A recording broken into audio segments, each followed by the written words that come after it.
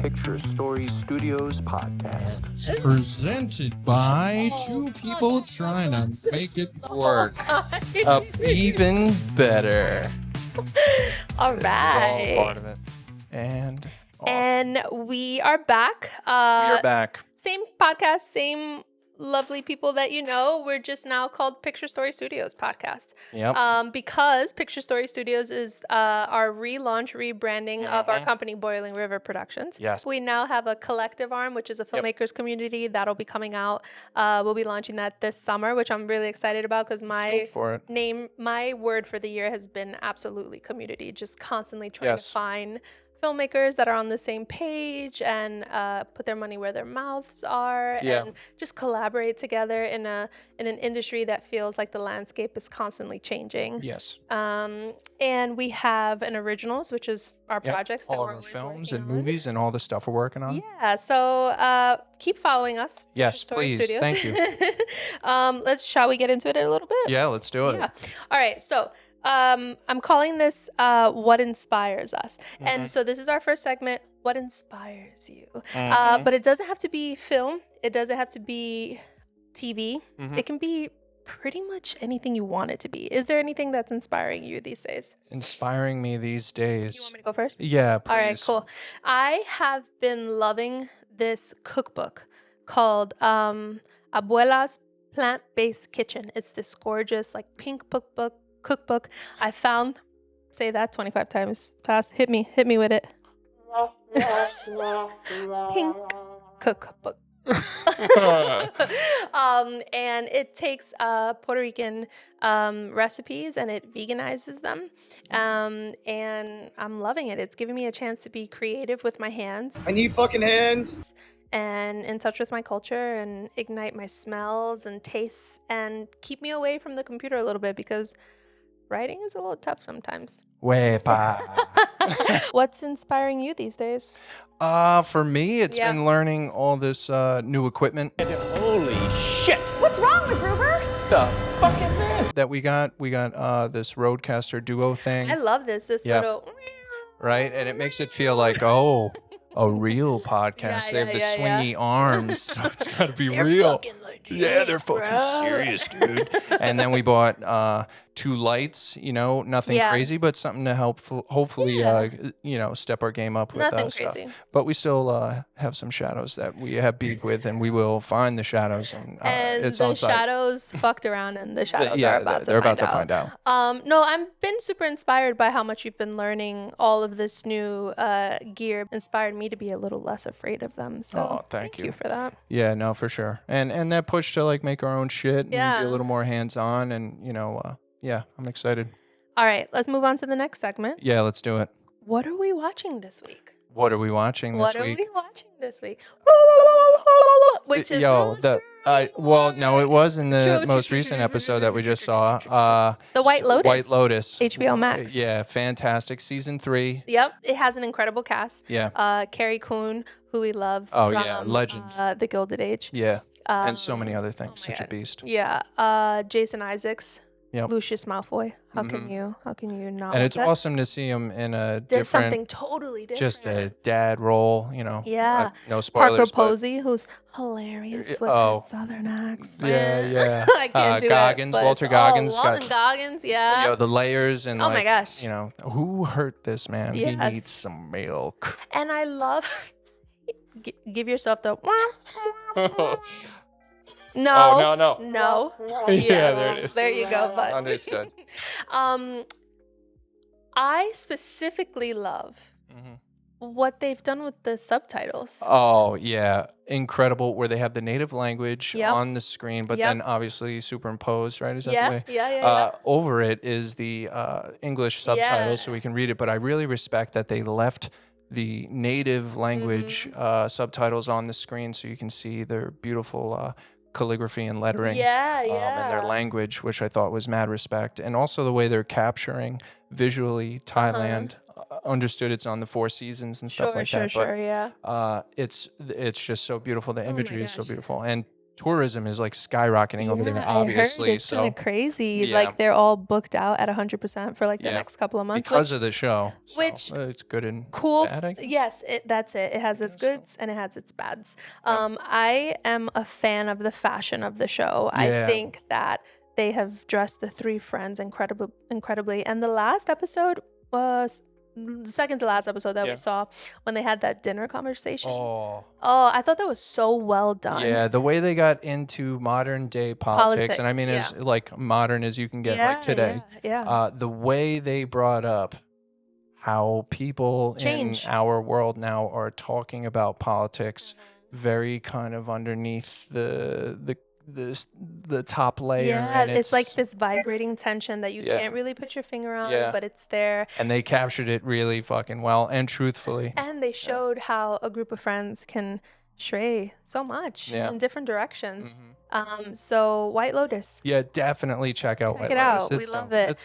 And it's really nice to have something to look forward to watch every week. Yeah, that's been a lot of fun. This next segment is called our Indie Diaries, where we take a little bit of a behind the scenes, deeper dive into our personal projects. Because yes, this is a podcast about what we love to watch, and it is essentially a talking watch list. But we are filmmakers, and so it's nice. Tonight's the night we're gonna talk about us in the Indie Diaries. Hit yourself with it because Understood. You try it and sometimes it don't fucking and it don't work. stick, and then you're just like, you know what? Let me just try something else. So this segment is Indie Diaries. Let's talk a little bit about our last project, which was Sweet Boys. Well, since you are the director of Sweet Boys, what was the origin for you? What made you really want to be like, yo, I'm gonna make this a short film and I want to capture this. I want to share this story. Well, I'm from East Harlem. I grew up with a lot of these people. The short film is a narrative visual poem basically about my upbringing loosely based on my upbringing in the 90s and people that I knew and how society changes those people. And I think that it was because I just could not get it out of my head. Yeah. And I feel like those are the best kinds of ideas. And those are the stories you have to tell because you have to want to stick with something for a long time. So you better fucking believe in it and you better want to make it because it's a lot. I wrote the poem shortly after we got back from our honeymoon. So like 9 years ago. 8 or 9 years ago. And it just was stuck in my head. I couldn't get it out. So that's how I knew I wanted to do it. And then as we were going along, of course you have those moments where you're like, oh, is this the right project? Should I be putting all my eggs in this basket? We had roadblocks when it came to casting and I mean a ton of kids. Oh my gosh. And doing it all above board, obviously. And we're not anything if not ambitious. yeah. And also time period, 90s. Yeah, 90s, 2000s. The 2000s, we jumped around a lot. Yeah. And we had a younger version of the main characters. We had an older version of the main characters. So not only casting these roles, but casting people who you could kind of say looked enough like them in the future. Yeah, which was tough. I would say that casting this one was probably my favorite because I love children. Yeah. I love... let me correct that. I love working with children. Yeah.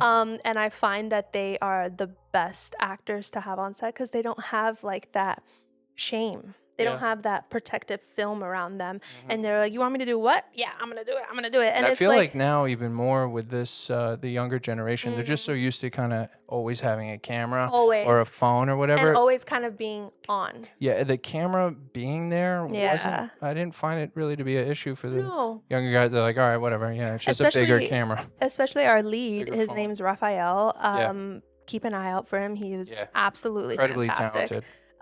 He is a fitness guru, boxer, and we'll guy. Link the plugs to all of this stuff because he's really ambitious, really hungry. And we put this whole thing on him. He had never acted before, and he was like, "You gonna pay me?" And we're like, "Yeah." And we're like, "All right, great." Yeah. And he showed up every day on time, ready to rock, knew his lines, and it was just really refreshing. To be on the other side of the camera and see a bunch of kids who maybe didn't know that they wanted to be in film. Suddenly that light bulb could went exist. off for them. What kind of jobs are on set and like, You know, there's the lighting, the sound, production design, art. Like art, there's so many costumes, ways you could go about it. And if you don't see that world, like how are you gonna know that stuff exists? So that was cool to see a lot of people being like, oh shit, like these are things we can do. Yeah. That was cool to see. And we're so indie that we do all the casting ourselves. Yeah. So like when you Because are, we have to.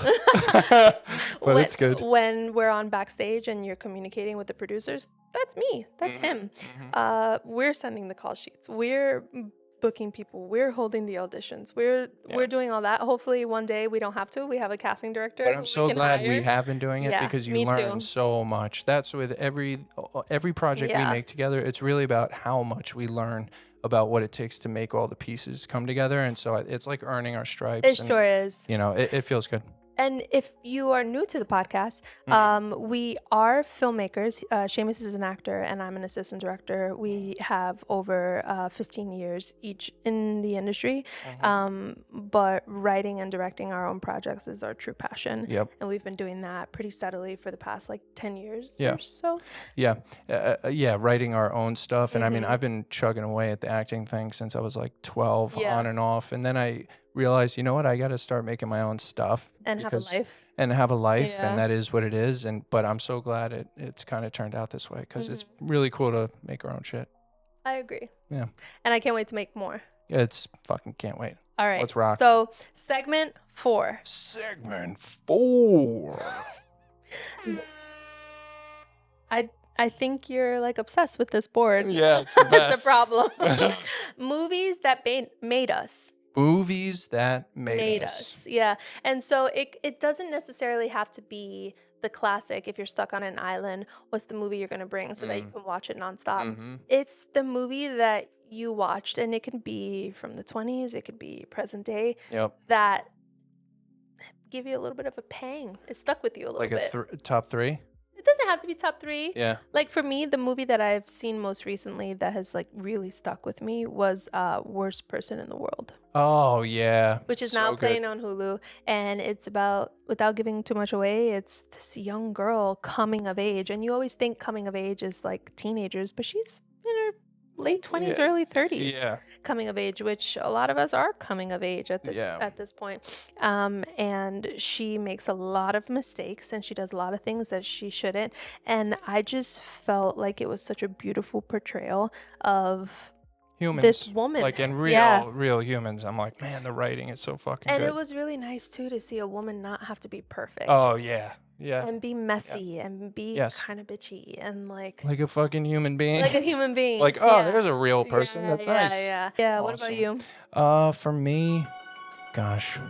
It's a tough one. Yeah, it's I'm trying to think like a movie that really kind of like fucking stir me to the bones. All right. So I kind of put you on the spot. How about this? You think about it and then so you got to give 2 movies that made you. Yeah, that's fair. That's fair. I like that. Thank you. So the movies that made us is going to be Seamus that will feature next let time. us know what movies made you. Yeah, and if you guys like, I get it, the whole like and answer the question, but like that would actually be cool to see what people are into and what movies made them and why. If you're down to actually write that, that'd be fucking cool to read that. And too, because I probably have not seen a lot of them, and I would love to have a new thing list, to watch, new thing to add to the list. Yeah, hell yeah, that would be awesome. Cool. What are we working on right now? What are we working on right now? Right now I'm working on writing a feature. Ooh, what's it about? It's called Cooking, Taxes, and How to Handle Death. That's a little title. placeholder. But it's about a guy who loses his dad, and but it's a dramedy with some musical numbers mixed in there, and I want to see push the boundaries a bit on doing a narrative and also giving myself some more challenges as an actor. So that's what I'm working on. I love that. Yeah. How about you?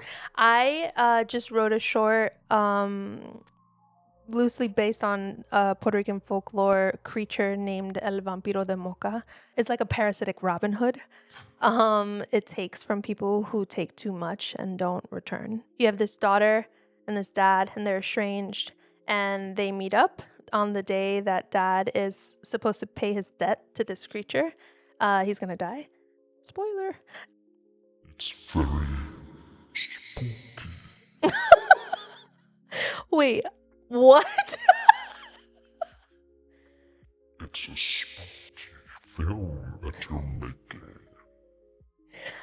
Love that. It is a family horror. It's called Sangre Pesada, and I'm currently trying to crowd fundraise for it. Hell yeah. Yeah, so that's what I'm working on. I'm really excited about it. And then just like trying to get in this groove where I just write another one and keep going, because if we've learned nothing, it's make your own shit. People who are winning Oscars are saying make your own stuff. So that's what we got to do. Yeah. Yeah. I see that you want to press a button. What is it? What button do you want to press? Never mind. Sorry. I got lost. Yeah, there you go. That's what you deserve. Yeah. Okay, so this segment is called Golden Nuggets, where we share what's working for us. You could see it as advice. You could take it, not take it, but it's what's working for us right now. Mm-hmm. I am loving this course called Young Screenwriters. It's online. They have a short version and a feature version. The short version is 100% free. And when you take it, you get a discount at the end to take the feature version. It is taught by a professor that teaches what I'm guessing is just about the same thing in NYU for a lot more money. And I find it to be great because it's these little bite-sized videos that are online. Like masterclass. Yeah, in the vein of masterclass. Yeah, great. Online, you go at your own pace. Ideally, you follow what they say so that in 6 weeks you have a finished product. But they're easy to watch, and I'm a huge fan. It comes also with a Discord, which is like a community board that's online, where you can talk to screenwriters from all over the world. That's dope. And we'll put the links for all this stuff below. Young screenwriters, that's what I'm really, really digging right now. What about you? Awesome. What's working for you these days? For me, I just signed up for a how to make money in cinematography on No Film School. Okay. It's a same kind of deal, like a master class course. The title is kind of misleading. It's not just how to make money being a cinematographer. It's really learning all the kinds of things technically about the camera, lighting, how to price things if you're going to rent things out, like on something like ShareGrid. Yeah. So there's a whole bunch of chapters in it. If you're watching. Yeah. Hit up your boy, hit up your girl. Yep, sponsorship. Collaboration. We can do that. But so awesome. that's been cool. I'm slowly plugging away at it. It's a lot of information, but again, you go at your own pace, and I'm learning a lot. So it's cool. I love how post-COVID, I feel like there's a whole new world of information available to us online that we never really had before. Like, it doesn't have to be in person every time, and I am really digging that. Yeah, that's been a benefit. That's awesome. Yeah. We'll put the link to that. Yeah, we'll put the link to all that stuff. Yeah. So that kind of wraps up our... Again, we're back, baby. Hopefully, we have a new episode twice a month. We'll start reincorporating some guests. I have some new friends that I've made that I'm really excited to talk to at length. We are available on Apple, Amazon, YouTube, Spotify, Instagram. Check us out. Follow us. Yes, please. And if you got like an old grandma or aunt or uncle a dog that you leave at home that you need to play something while it is by itself, please share, play it, click it, like it. We appreciate it. Thank you, guys. Take us out with some Lucy. Hell yeah. That was the new music, baby. Pictures, stories, pockets. I like that deep voice you did. Hell yeah. I have a deep voice.